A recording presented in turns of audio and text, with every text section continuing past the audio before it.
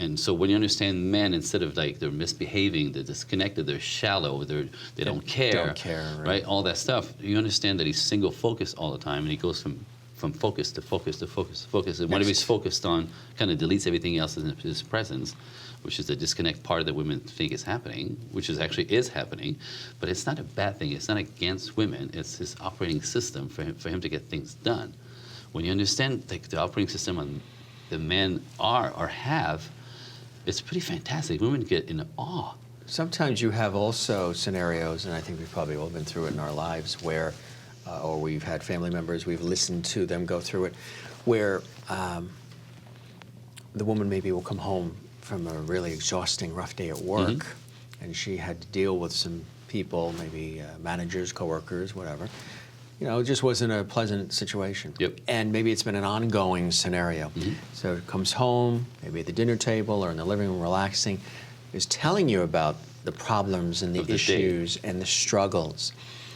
And you're, as I guess the guy, the male, is to be thinking immediately ways to sort of help her fix or correct the problem. Tomorrow, when you go in there, you tell him this, or you make sure you say that, and then she may say, I just want you to listen. I don't want you to correct it or fix it. Yes. And that sometimes is hard for the guy to digest, because the guy's immediate, built-in, intuitive response is to say, you have a problem, you're struggling, you know, they're coming at you left and right. We can't have that. Let's see how we can fix this. And that can go south too, that conversation. South, because, you know, she... Not that I've ever experienced it. Very nice. Absolutely. It's one of the most... It's a common fixing. Common. Because I want you to fix it. Can you just listen to me? Don't fix anything. Now, you have to, you know, knowing that about men, again, if you travel in the men's world, you don't understand their neurotic need to fix everything. So the moment you have a problem, right, he instantly goes, let's fix it, right? And she's like, no, I just want to get it off of me. I don't want you to fix it. But she doesn't even get to finish saying that. He's already fixing it. Now she's mad because she's just wanting to get it off of her. She could feel better. But he's keeping it from doing that because he's interrupting her. And, you know, and she's like, of course I thought of that. That's not about that, right? And now they're fighting. You know what I mean?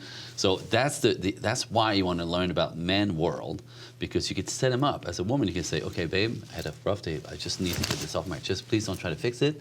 I need about 10 minutes. Is that cool?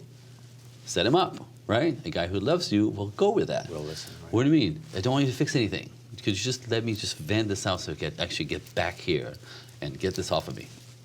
Just sit there. Just sit there. Just nod your head. All right.